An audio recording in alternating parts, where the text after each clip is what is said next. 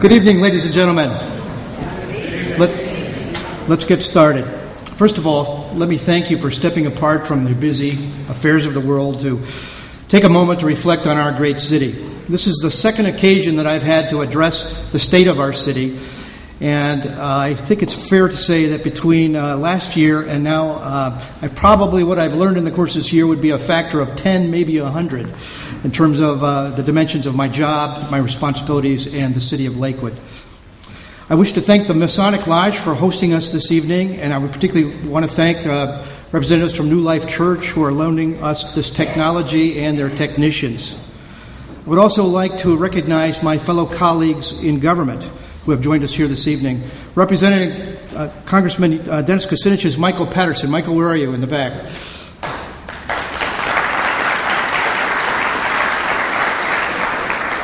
We have the school board in great representation tonight. Superintendent Patterson and Assistant Superintendent Kevin Bright are here, as well as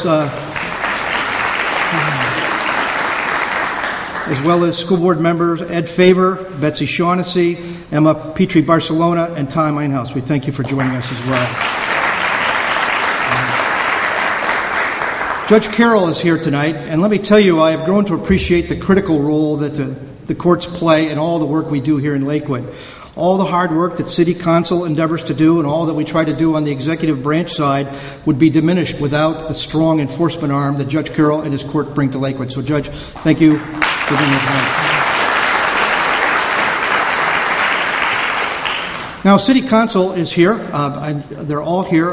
Council President Powers is en route. But we would like to stand, if you would, and acknowledge the audience and they to you. But let me tell you about City Council. Council is your voice to government. It is your oversight to government. They determine how our increasingly scarce resources are spent, and they develop the laws and the regulations that ultimately determine many of the important quality of life dimensions of Lakewood. And I'm grateful to the dedication and the competence that this City Council brings to bear on the behalf of all of us here in Lakewood. So if you would, kindly stand, City Council members, and thank you for your leadership.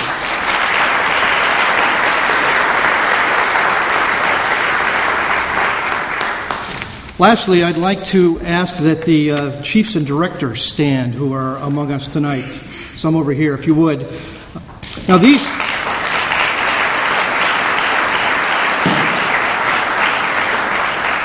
These hardworking leaders are the backbone and industry of our local government. They run our government. They make hundreds of important decisions on a daily basis, and it's my privilege to work with them. Now that we've put a face to the government, let's take a look at the road ahead. Now, behind me are some words: many communities, one home. I want to share with you a story about a community and a home.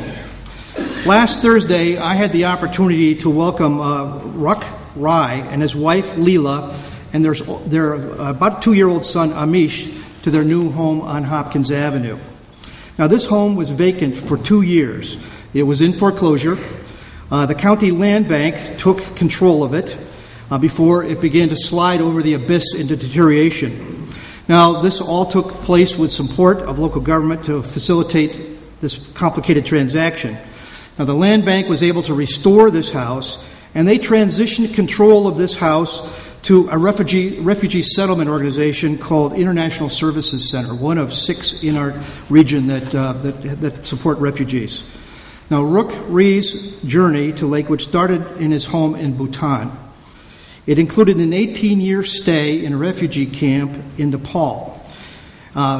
Rook won one of 60,000 winning tickets that are awarded annually by the U.S. State Department to refugees, and he was selected to relocate here in Cleveland.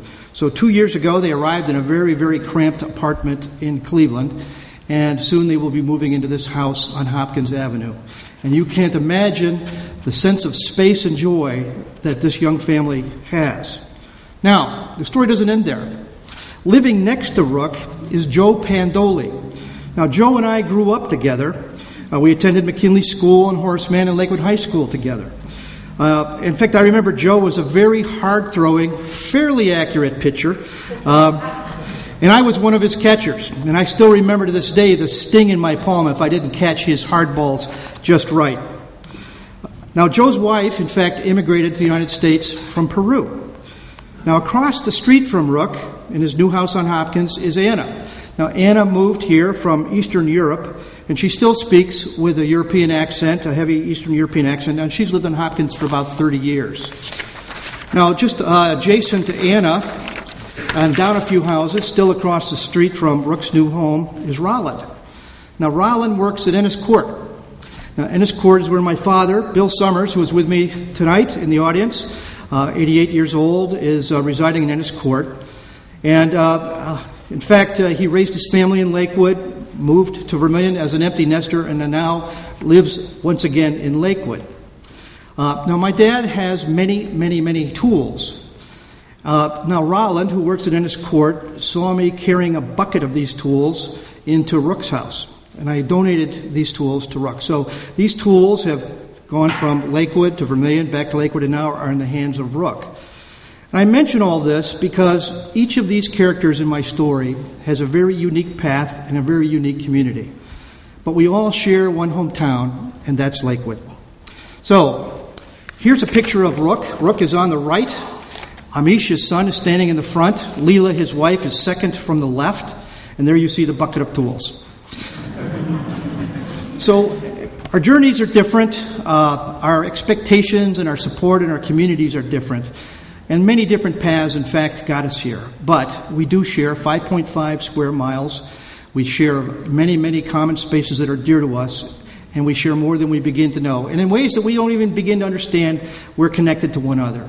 So when we think of many communities, one home, one Lakewood, you begin to understand sort of the theme that we have that's a blessing for us here in Lakewood. So let's take a look at the road ahead for our community. Now, we're going to talk tonight about some key trends that are important for us to understand. We're going to talk about safety. We're going to talk about economic development. We're going to talk about housing. We always talk about housing. We're going to talk about core services and what they mean and how we need to focus on them and improve them. And we're also going to talk about how we're going to measure our success. So let's get started. Now, the good news is Lakewood, by comparison to where it was 10, 20 years ago, is a much younger community. It is a more educated community.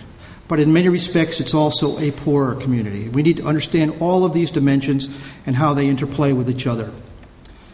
48% of our residents are between the ages of 25 and 49 years old. And our largest single demographic segment, the tall bar on the left there, is the 21 to 39 age group.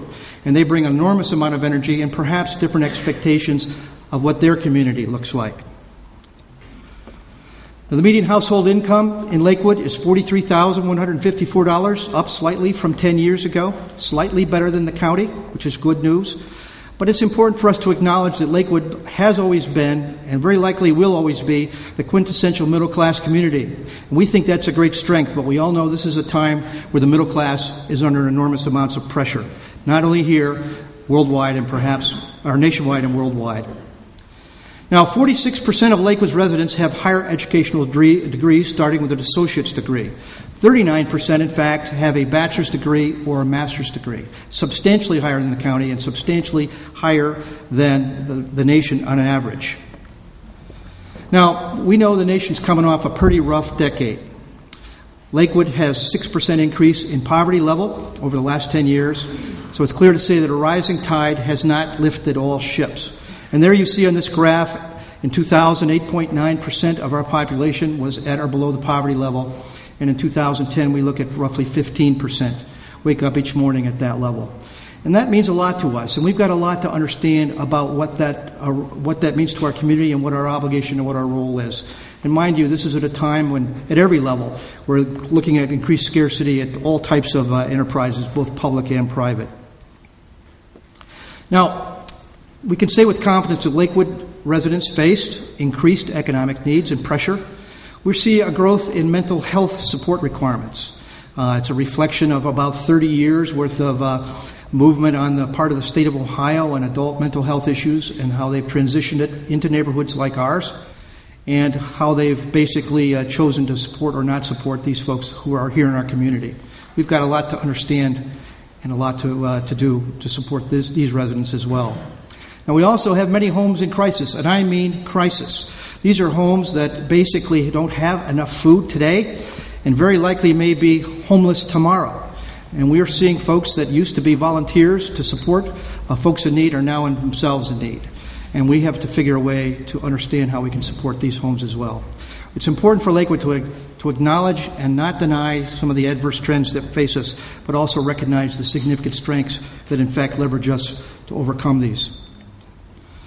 We can't talk enough about safety, but when we think about safety in Lakewood, it's important that we are safe, but it's just as important that we feel safe. It's a pretty challenging subject in the United States and certainly here in Lakewood. Now, I realize you can't see these graphs in detail, but what they show across the bar graphs are murders, rapes, burglaries, auto thefts, arson, robbery, felonious assault, breaking and entering.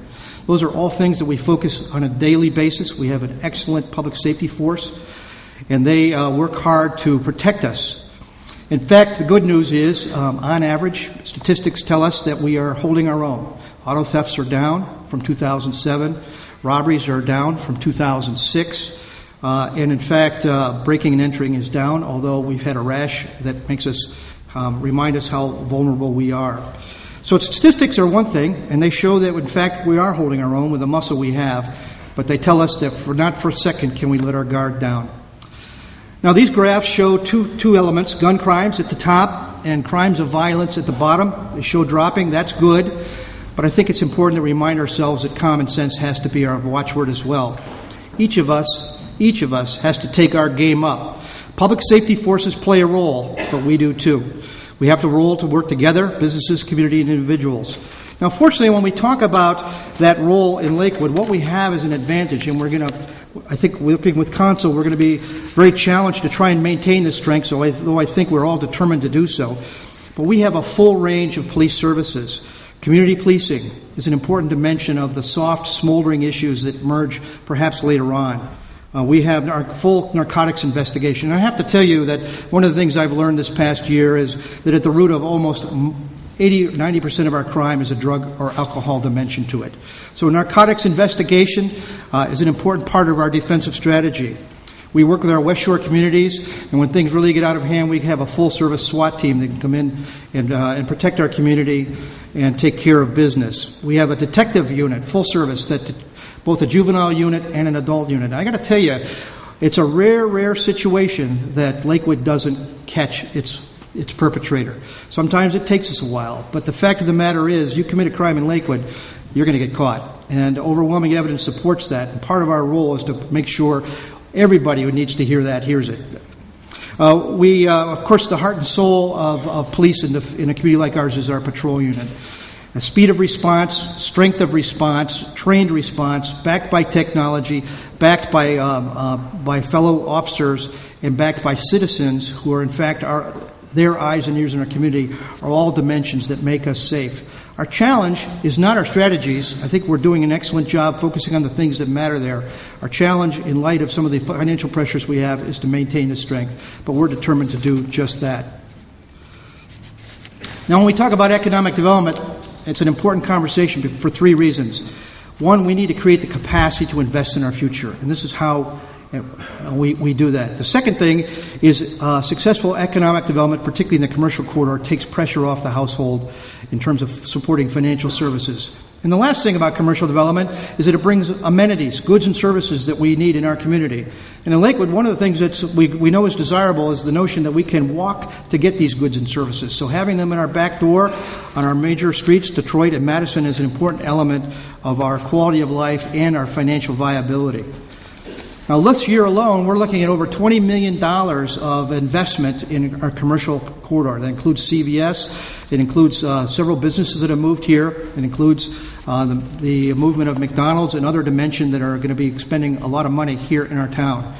And we also have been successful at growing some of the businesses that are here, such as GraphTech, which was on its knees just a few years ago. But the happy news is if you have a smartphone like I have, you got a piece of GraphTech in your pocket, and it's sold worldwide.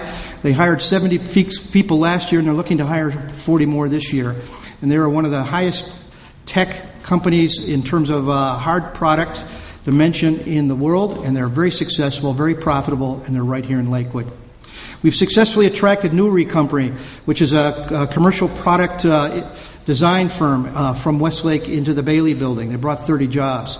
Onyx Networking moved from Westlake into the Bonnie Bell building. They brought 30 jobs. They are one of Google's most successful, biggest value-added contractors. Citizen Group brought 5 employees.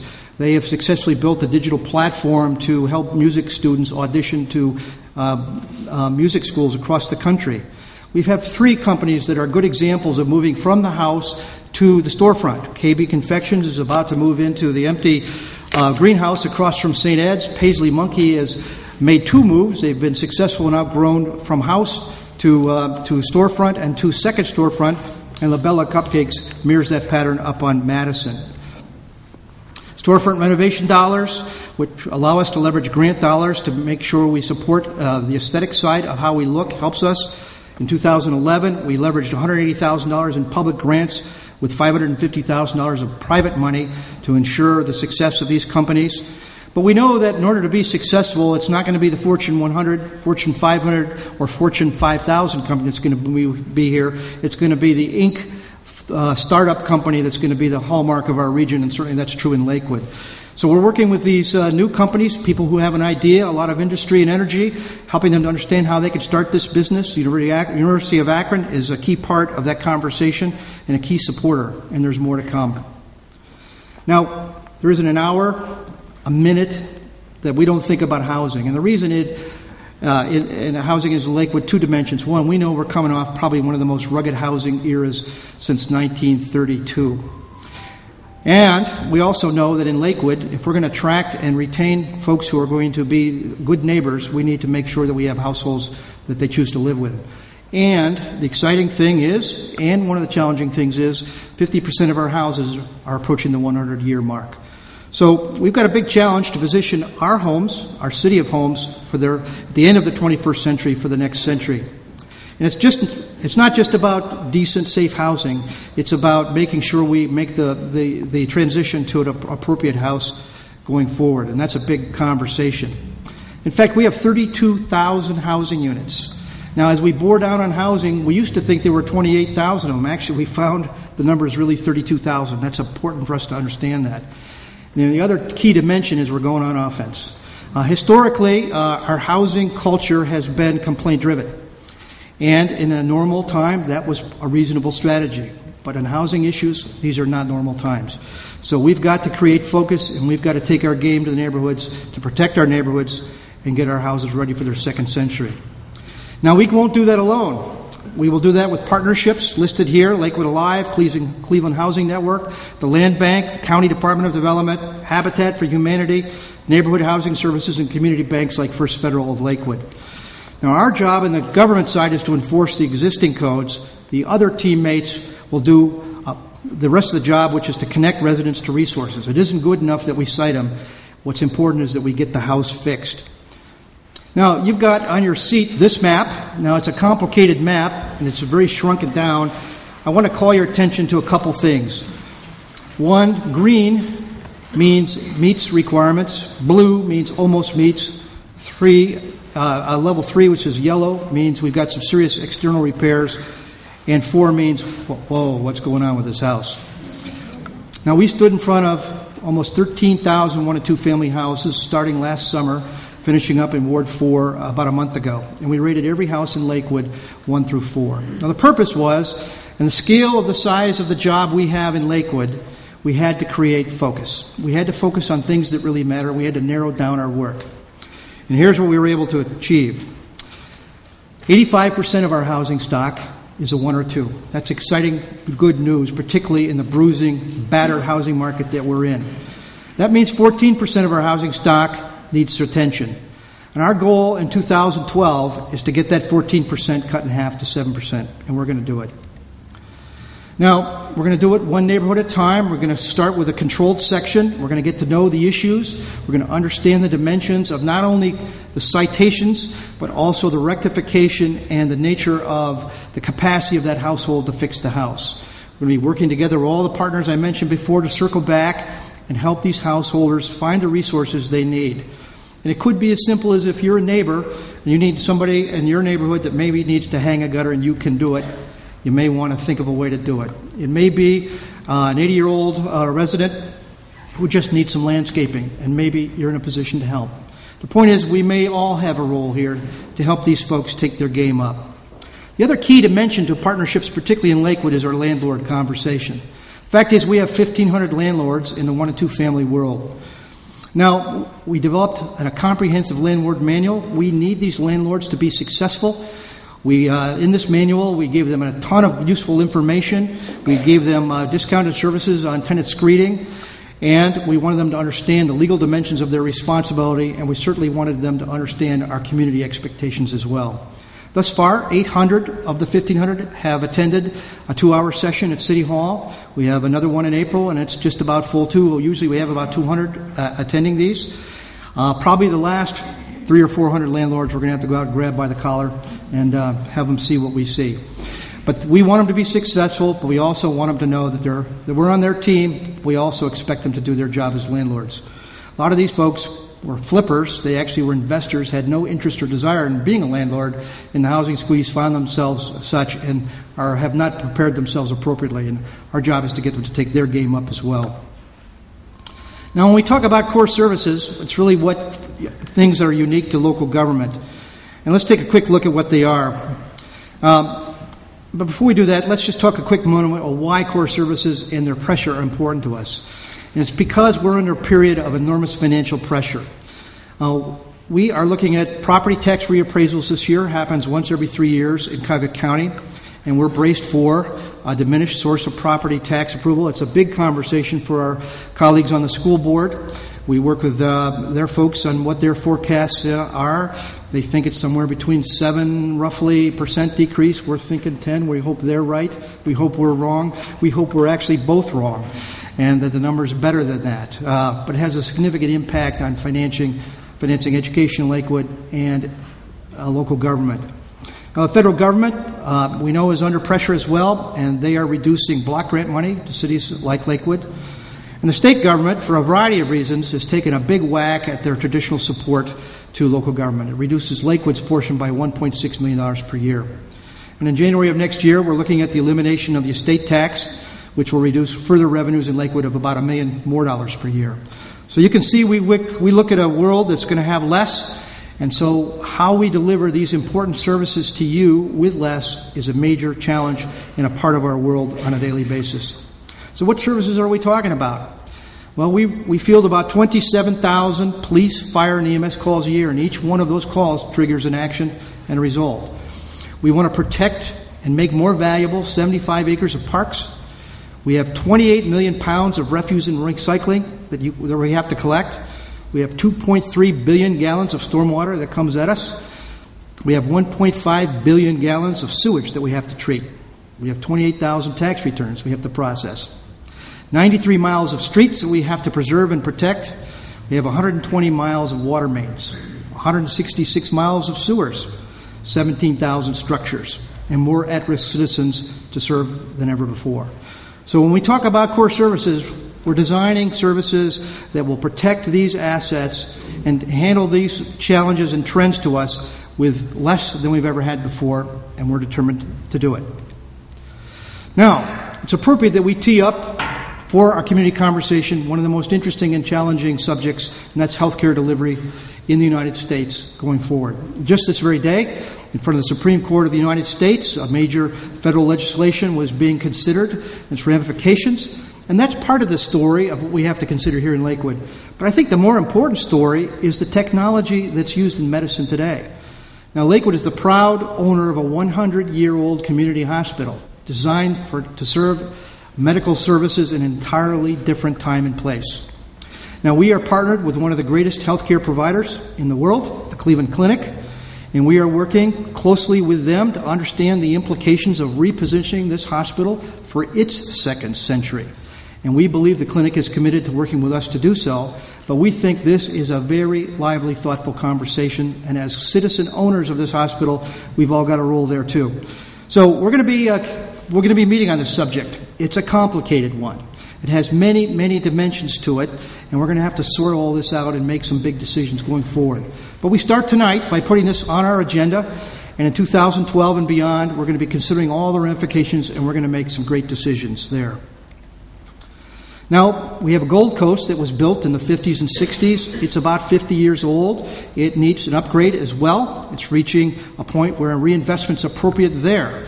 It's our most densely populated communities. It is a significant tax revenue contributor compared to the service demands that it provides us.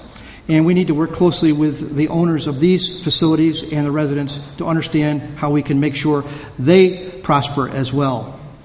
Communication to you, our citizens, has never been more challenging. If you've got a 20-something in your house, you know they don't read the newspaper. Everything they get is electronic, and how we can better, in fact, communicate successfully electronically to that big group of 21 to 39-year-olds is something we've got to improve dramatically on. The Federal Communication Commission is putting some significant mandates on public safety communication on us, and we have that challenge as well. Now, last thing I'm going to talk about today is Lakewood's dirty little secret. Now they got your attention and maybe your concern. What are we talking about? Sewer pipes. You can take a sigh of relief. Actually, I tried to play on words here.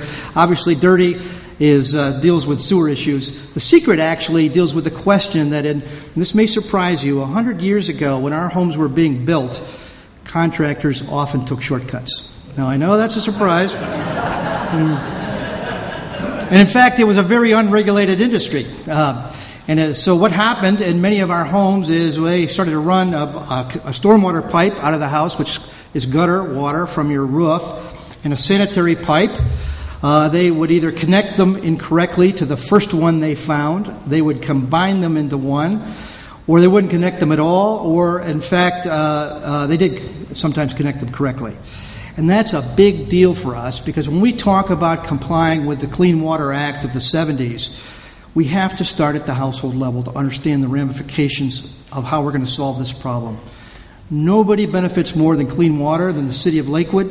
We know that our location on the lake is one of our gems. So we have a stake and a desire to improve this, but it's not going to be easy. So our challenge going forward is to understand more fully where water flows in our community, from your house, from my house, into which pipe, the volumes that it has, and we've got to design solutions that really work.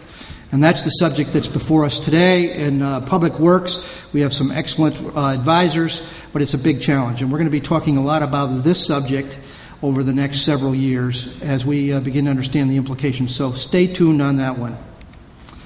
So how are we going to succeed? Well, many small changes for the better.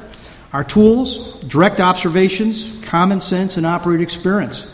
Now, direct observation, you have a role in. You've got a position in the community to help see things and help observe how we do our work. Common sense, we all have that. We need to use it. Operator experience draws heavily on our workforce. Folks who do good work all day long in the manner that they've been taught and trained, we have an opportunity to challenge some of those processes, many, if not, in fact, all of them. We've got to improve them. We've got to strip cost out of them. We've got to gain speed, and we have to do it with less people. Not an easy task, but it's one that's upon us today. Now, we have many initiatives. Volunteer Lakewood, which is your opportunity to help. Startup Lakewood, which is the entrepreneurial spirit. Buy Lakewood, which is supporting local vendors. We have Housing Forward, the housing initiative we talked about. We have Downtown Lakewood, our Main Street strategy. We have Lakewood Alive and their housing initiatives. The Chamber of Commerce, Madison Avenue Merchants Associations, Lakewood Community Service Center, which is really our homes in crisis. So we've got to focus on delivering all our core services more effectively and at lower cost than ever. We have to reduce our at-risk housing units by 50%. We have to reduce government costs by $2 million. We have to keep you safe. We've got to make sure you feel safe. We have to create a capacity for investment. And working closely with City Council, we have to make sure that we invest in things that really matter.